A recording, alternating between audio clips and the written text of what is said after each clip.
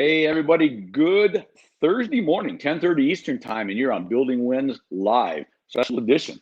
And it's a special edition today because our guest today you're going to love. Brett Williams, he's the president and CEO of Leading Linked and also the co-host, or not the co-host, the host of Leading to Sales weekly podcast. This guy's a LinkedIn guru and a marketing guru, and you're going to love what we talk about today. So don't go away. We'll be right back with Brett.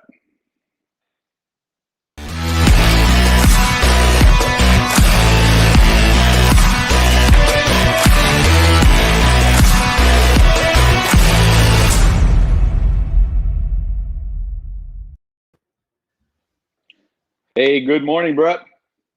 Morning, Randy. I love that intro. It's good, like hype music. It is hype music. That's all Wes, my producer director Wes, that we just talking off stage, put all that together. So yeah, when I hired Wes, I told him it's a really easy job. You just need to make me look better, and that bar is so low that it's pretty attainable. I told him it's so attainable I shouldn't even pay him. I shouldn't even pay him so easy. But, I'm sure he had a different opinion. Oh, he did very quickly. It was quick how quick he pivoted. We talk about pivoting, right? That was a quick one. Yeah. That was no kidding. Thank you, but no. But thank you for joining today. I appreciate it.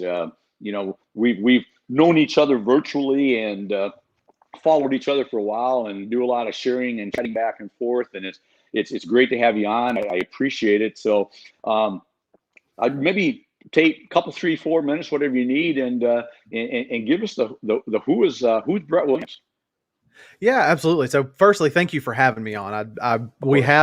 It's so interesting to see how relationships are now forming in this new world and have been for the past, we're coming up on a year. And so, we met through Jeffrey Gitomer, the King of Sales, and it's, right. 18 months ago, if you told me that's some of the best relationships I would have been forming, I would have told you you're out of your mind. But so like you said, my name is Brett Williams. I am the co-founder and CEO of Leading Linked. One of my passion projects is my live show that I do called Leading to Sales. And Leading to Sales, we really focus around 3 areas: leadership, sales, and marketing. And those are the areas we bring guests on and talk through what's going on now, what the future is going to look like. For me, first and foremost, more than anything, I'm a husband and a father. I've got an amazing wife who really makes me look a lot smarter and a lot better than I am. And we all need that. Yeah, no kidding. And then I've got 2 young children that really are a lot of the reason I do what I do. I've got a boy who's 3, his name's Henry, and a little girl who is 1 they're both going on 2 and 4. And they are a lot of my drive. And so that's kind of me in a nutshell. I have had the blessing of getting around a lot of amazing people in the past several years to the point that a lot of people don't realize this about me. I'll say this. I actually, before going into what I call the business development realm, which just encompasses leadership, sales, and marketing, I spent a huge amount of time as an engineer. I was actually a network engineer in the telecommunications industry. So I have a very unique way of thinking about things. And so that's kind of what I've brought into my business development mindset. And it's made a huge difference in our ability to help people because I think in systems and flows and processes. And prior to that, I was actually in sales for a long time. And so it was a unique experience that whenever I got into engineering, I had a former VP of engineering who told me, he said, "Brett, you're one of the few engineers that actually have enough people skills to have conversations with people. So you're going to be in on all the sales conversations." So it made for some interesting time. That's perfect, because you're right. In my world, I deal with engineers from time to time, and great people, great information, but I've lost focus in about 13 seconds. It's so true. I tell people, and I can say this because I'm a recovering engineer, that engineering is the field that was invented for socially awkward people so that we could continue to feed ourselves and our family. That's awesome. That's perfect sense. I've had guys before, the engineers, and we'll get on to some good stuff too here, but where I've said, okay, I've got to take this to my customer. You got to dumb this down to where I understand it first, because what you just said, I can't repeat it, and I don't understand it either. Exactly. It's so true. And it's a gap. And I think it's an interesting gap to participate in sometimes. Exactly. So you like the sales world, obviously, and you like the business development world, and it's clear because I guess all your shows, either live or on Memorex. I'm going to date myself, right? Oh yeah. But really, really good stuff, and that's what's always had drawn me to you right from the get-go. Is I like your approach to marketing, your approach to sales, the people oriented where you come from. So, what's your when you teach some people without giving away stuff that you want to sell on a course someday? What do you? So go give us the trailer. What's it take to be a salesperson today? Let's say compared to 5 years ago. I mean, hell, compared to a year ago, right? I mean, because I kind of promote myself as this hybrid. You just see on my screen the Randy 2.5 hybrid, amazing. It's a little thing that I've been developing. I'm the old style Road Warrior 2 that's trying to become the hybrid. What's different? What should we be doing different? You know what's funny is I think that there is so much focus today on this new normal, this new what's going on. And I think what we lose a lot of is, and I'll give this little context in a second, but what we lose a lot of is the focus on the fundamentals. I'm the one who in the sales profession was raised on the Zig Ziglars, the Jeffrey Gittimers, the Augmentino. I mean, dear God, Augmentino. Yeah.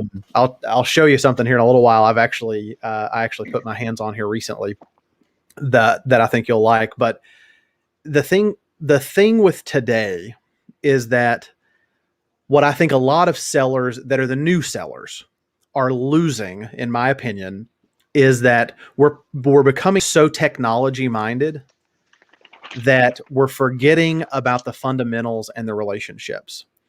And what I think that a lot of what I call the old hats, if you will, the people who remember the days of a handshake and your word was your bond. And that face-to-face interaction was what made all the difference. There is a gap there between the two camps, if you will. You've got the ones that are so technology focused that I honest to God, I think if you put them in front of a live human being, they might not even have a word to say. And then you have the other side where, people are trying to figure out what's going on. And I think we have to reach this middle ground and use the tools that we have available, because the reality is, I had one client I was talking to not too long ago. I say not too long ago, this was more towards the beginning of the pandemic. And he said, Brett, we've got to figure out what we're going to do, because we tried to send an outside sales rep onto somebody's plant, and they were met at the gate by the security guard and told them to turn around and go home.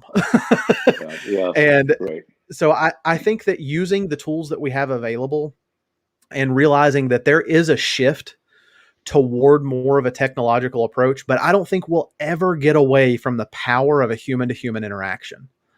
And remembering that just because you're on Zoom or just because you're trying to build a digital brand, it is not about the technology. It's not about how fantastic Zoom is and how easy your life is. We have to remember two pieces when it comes to technology. Number one, the person sitting on the other side of that screen, even though you're looking at a screen, they're still the same person. They're dealing with a lot more of the similar things. And I think it's very easy when we're addressing a screen to become impersonal and become inhuman. And when we do that, we lose the entire sales process. I don't care what you're selling. If you're selling a 25-cent stick of gum, okay. But apart from that, you're going to lose that personal side. And so you've got to work to maintain that. And then the second piece is to realize, hey, this technology is a new piece of what we're doing. And if we can maintain that balance between, hey, we're using tech, but we're maintaining that human connection, and finding. I think it requires more salespeople to be more creative, more than ever before, and it's not some huge esoteric thing. It's about what are you going to do to stand out? Because now, frankly, it's easier than ever for people to reach your prospects, which means it's harder than ever for you to reach them. Good point. And so I think it's learning that balance and realizing that you've got to have continuity, because now, because so many people are online, and this is a stat. And here's the thing about this stat. I'm a numbers guy. That's not my engineering brain. Yeah. The stat is that more than 60% of the buyer's process or the buyer's journey is now taking place online before someone ever even speaks to a salesperson or a live human being. Now, if you say, and I've had people say, now, Brett, listen, we've got a huge outbound approach. Okay, well, that's great. After that first cold call or that first cold email or that first cold interaction, as soon as they hang up or end that, they're then going to the web and completing the 60% or more. And that 60% number, to give context, that 60% number was from 2017 was when that study was conducted. Wow. And so tremendously more now than we'd assume. Yeah, exactly. And so the question is, when you look at your presence online, what's it say? What's the continuity there? And I need to get away from using continuity, because when I say continuity, so many people can check out. What is the story that your online presence tells your prospects when they're researching you? And is your online presence answering the questions that they have? Or are they having to go research to your competitors because your competitors are answering those questions online better than you are? And so it's that you got to have the whole picture today. And it takes a lot of work, but it doesn't take a lot of work. It's just a little bit on a daily basis. And so you've got to have that entire picture online, because if you don't, then, and this is a phrase that I use, I need to trademark it. I need to get more Jeffrey Gitomer on this and trademark it. Yes, but it's whoever owns the buyer's journey online is who's going to own the contract. And so you have to ask yourself, do you own the buyer's journey or do you not? Do you even know what your buyer's journey is? Because if you don't, how does somebody go from not having any idea who you are, or that they even have a challenge or a problem that they need to solve, all the way from there to the point of purchasing? And then after that, how do they become a raving fanatic of your brand? And if you've not thought through that, you don't have a foundation to build off of. Right. And it's almost so more critical than ever. One of the things I heard I thought was interesting is, whether we like it or not, you and I obviously like it. We've embraced this. We love this. Yeah. But but whether we like it or not, you have a virtual presence of some shape or form, unless you're living in a hole someplace, right?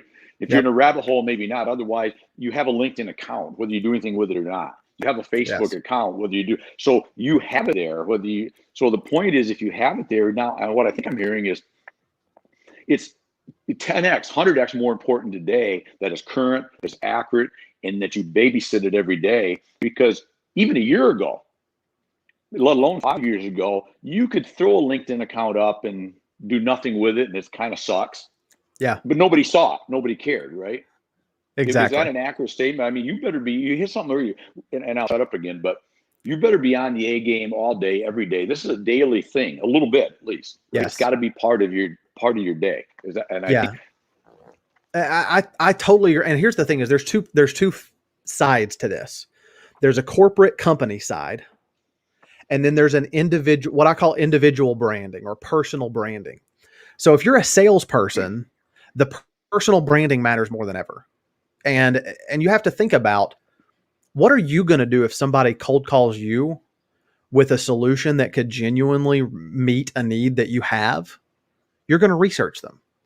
And if you Google somebody, most likely one of the very first things that's going to pop up is their LinkedIn profile in Google results. This doesn't even mean they go to LinkedIn and search for you on LinkedIn.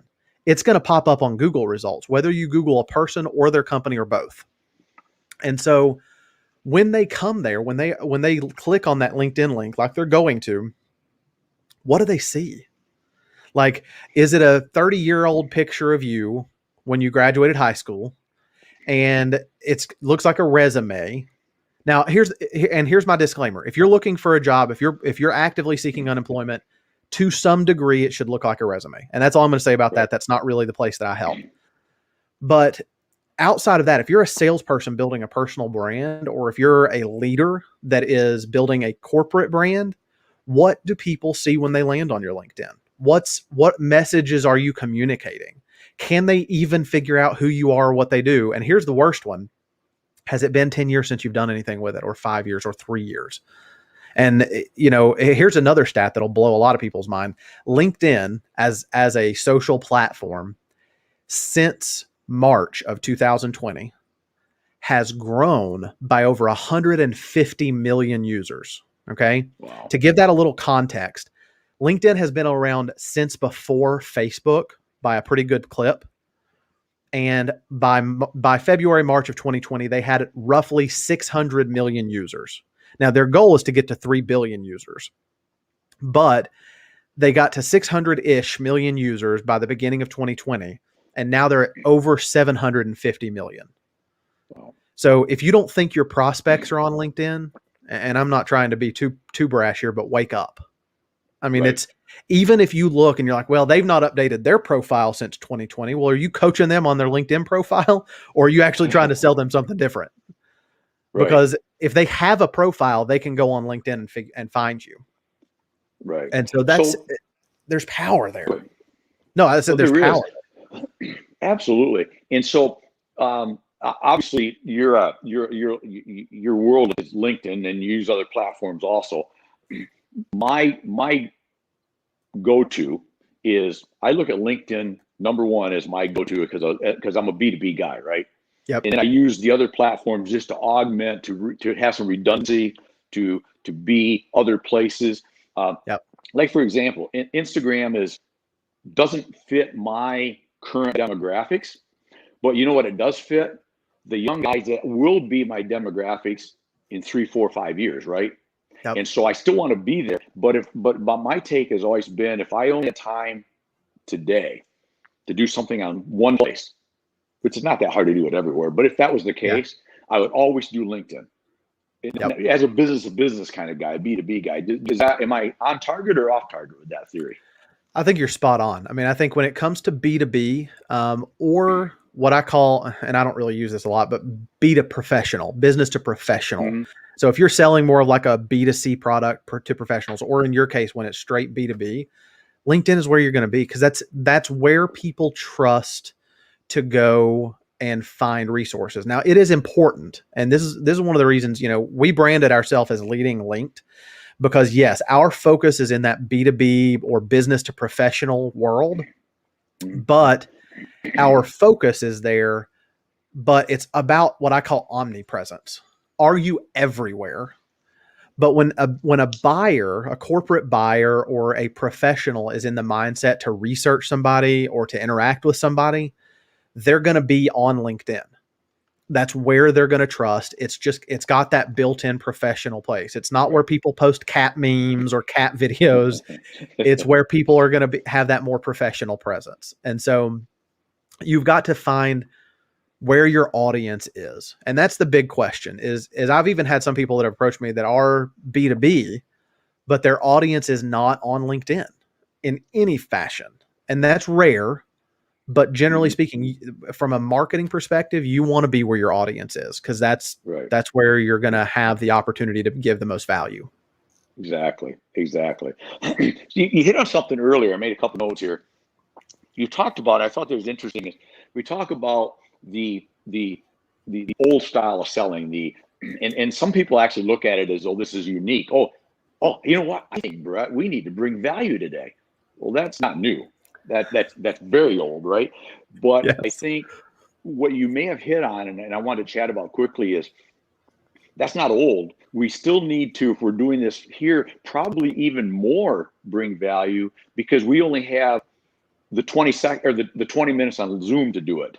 And I think what you hit on was very important. Maybe if you want to elaborate a couple minutes, is it's even more important today when I'm not going to see you again for 4 months, or I haven't seen you for 8 months.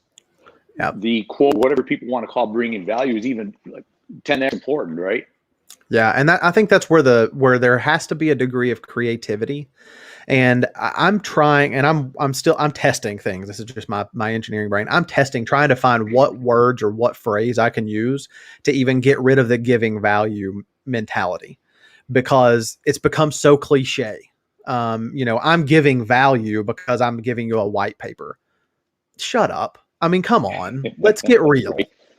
It's the value side of selling is no longer about I'm giving you something free or you're going to activate the law of reciprocity. People are so inundated by free ebooks and white papers. It's not that you can't use them. I'm not saying there's no value in them, but I'm saying put a little creativity behind it and if your prospects, when you're leaving a call or leaving a Zoom or something like that, if they're not walking away thinking, you know what, whether it was a conversation or a piece of literature or something you even mailed to them, if they're not walking away thinking, wow, this is something, and Jeffrey Gitomer and I were talking about this the other day, you've got to become bankable. And so if they're walking away and they're thinking, wow, whatever they just shared with me, and I haven't even paid them, I haven't even begun to really engage them at the level that I could, whatever they just shared with me, I could take it and implement it into my business or into whatever it is that I'm working on, and it's going to generate revenue directly for me. That's where you break what I call the value cycle, and you begin to truly activate the relationship. And I swear to God, I'm going to have to get this book tattooed on my forehead. So this is John Maxwell's book, Everyone Communicates, Few Connect. This is the difference maker. And this book, I think, was published a while back. I don't remember when, but he talks about the quote that I'm going to get posted on a wall or something, maybe even on my background, is you cannot add value to people until you first value people. And what that looks like to me in today's environment is I stop myself before I go into any type of sales conversation or before I produce any type of marketing material. And I remind myself that the person on the opposite end of this, whether it's somebody that I know, like this conversation with Randy, or a specific sales conversation with somebody, or it's a large group of audience where I'm doing more on the marketing side, I realize that this person on the other side is very similar to me. They're a human being. They likely have some sort of family life. They're trying to balance family and work, and they're trying to navigate a global pandemic while still either maintaining or growing their business. And they're not getting on the phone with me or on a Zoom call with me or meeting with me, in this type of fashion because they don't have anything better to do. Right. They're meeting because they have a challenge or a problem that they want to solve. And for whatever reason, they believe that I can in some way add value and potentially help them solve it. And so I go into calls now with a responsibility of realizing that that person is depending on me in one way or another to relate to them and connect with them enough that they can feel comfortable so that I can bring my expertise and find how they need help. And this often, I can't tell you how often it's led to conversations where at the end of the conversation, I say, hey, you know what? This is what I see as your challenge. Would you agree? And oftentimes, it's a challenge they didn't even realize they had coming into the call.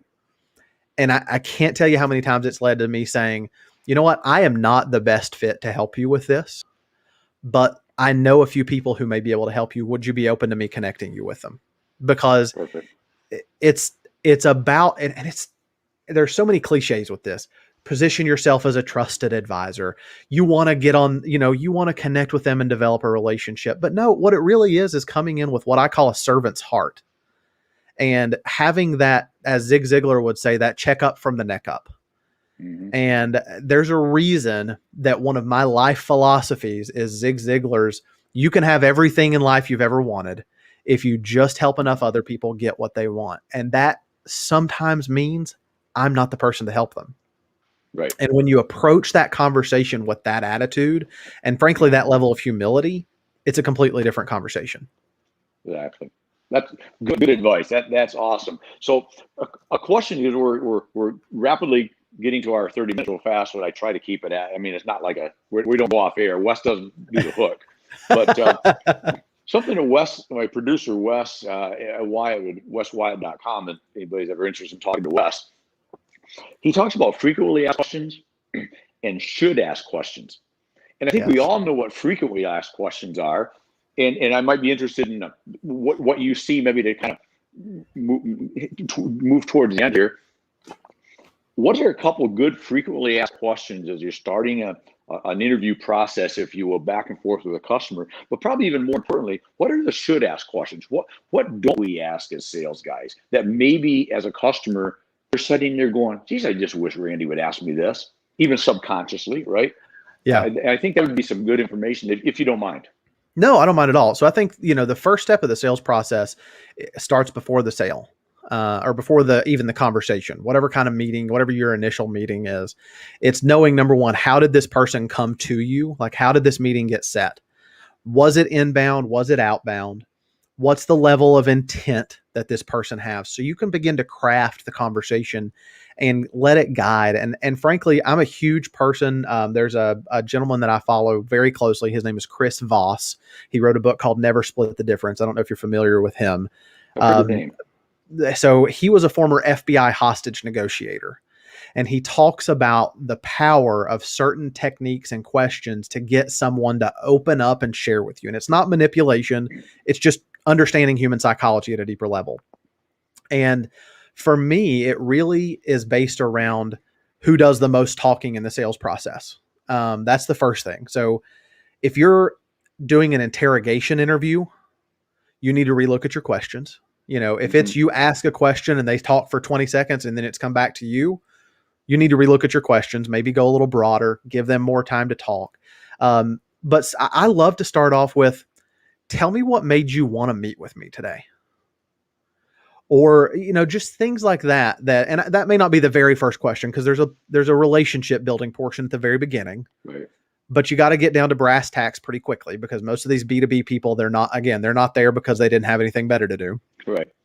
And so you want to get down to brass tacks. Tell me what made you want to meet with me. Tell me what made you want to pursue filling this need, and understanding that, and then keeping the questions really open-ended. Having those conversations around crafting it to help them ask more questions. And Chris Voss talks about two techniques that I really like to use. One is mirroring, and not in the traditional sense. I know people that have studied NLP, they're like, oh my God, somebody's talking NLP again. And I'll talk about mirroring here in a second, but the second one is labeling. And so the mirroring piece that Chris Voss talks about, and he's got a masterclass and the book, Never Split the Difference. I would highly encourage it. He doesn't pay me to promote it. He doesn't even know who I am at this point. But he talks about when you're having a conversation, repeat the last couple of words that somebody said, or the 2 or 3 most important words that someone said. So someone may say, when they're having a conversation with me, well, we're really looking to generate more leads using LinkedIn, or we're really looking to grow our brand presence on LinkedIn. So if somebody says, we're looking to grow our brand presence on LinkedIn, I might say, grow your brand presence. And then I shut up. Yep. And, or I may say, generate more leads. And it just opens the door for them to talk. So that's mirroring. And that's a very powerful form. And that's used in FBI hostage negotiation, and it works. So I think it would work in business conversation. And the other one, is labeling. And labeling could be something as simple as, so I took a look at your material. I looked at the I remember the conversation we had previously, and it seems like you're really looking to grow your brand presence right now. And then shut up. Or it seems like you're really looking to grow some more leads right now. Or a labeling would be something like, it seems like, it sounds like, it looks like. And by doing that, you're opening the conversation up. And the more you can open that conversation up, and I'm as guilty as this as any other salesperson, I have to remind myself on a constant basis, Brett, they're not here to buy your product or service. Stop talking about the features. Stop talking about the benefits. stop trying to, as soon as they open the door and say, oh, well, we're looking to do some more lead generation. If I immediately launch into, oh, well, let me tell you about how we help people generate more leads, I'm gone. I'm done. I'm just that commission breath salesman that just got showed the door, even if they don't physically show me the door. And so opening that conversation up is a critical factor. And I like to play a game with myself. I play the game and I make it, hey, I'm going to go into this and I'm going to see how little I can talk. I'm going to see how few words I can say and just let it roll. Let it roll. I like that. Yeah. And I do the same thing, just like you're doing on my show. My goal is not to highlight me on my show. My goal is to highlight my guests. And the only way I can do that is ask questions that let them talk and shut me up. Exactly. Awesome. Before we get on out of here, because I know you're busy and I appreciate your time, anything else you'd like to say?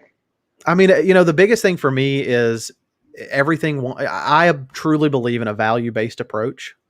And so if you get to and again, I'm rebranding value-based, but if you get to the point where you really have a value-based approach, that's where your difference. That's one of the biggest differentiators that you're going to have. And Randy and Wes are kind enough. They've got leadinglink.com. Here's the thing. If you're on here and you're really not sure where to start with LinkedIn, as a whole, I don't care if you're a company or if you're an individual salesperson, if you go to that website below, leadinglink.com, and here I've just downplayed ebooks, and I'm about to tell people about mine, but I did write about somewhere between 25 and 30 page ebook that is on our website. You can get it completely free. There's no sales pitch at the end of it, unless it just makes sense for you to where you want to have a conversation. But if you go to leadinglink.com on our website, you can get access to my ebook. And that ebook, really what it is. So it's called How Posting on LinkedIn Can Stunt Your Growth and 5 Steps to Make Sure It Doesn't. But really what it is it's a 5-step formula of how to truly build your LinkedIn presence in a way that's actually going to give you results. And so you can do that. We also, one last plug here, shameless plug of Leading to Sales. Randy's going to be a guest here on Leading to Sales here soon. And on Leading to Sales, that is one of our avenues where we focus on giving value at the highest level. And we like to focus on getting marketers, salespeople, and leaders onto Leading to Sales to talk about what's changing, what's going on, and what's the future going to look like. And so we do that typically once or twice a week, live on LinkedIn, Facebook, and YouTube. And we are also on all of the various podcasting channels, Apple, Google, Spotify. You can pick it up there. And, we'd love to have you tune in. And if you get value, just let us know. But I'll tell you, one of the best people to me that is amazing at giving value. And I'm not saying this to blow smoke, but Randy is hands down one of those people that to me has been such an enormous blessing, because I can't tell you how many times I just get those random messages from Randy where he's saying, hey man, I see what you're doing. It's awesome. I appreciate it. Keep going.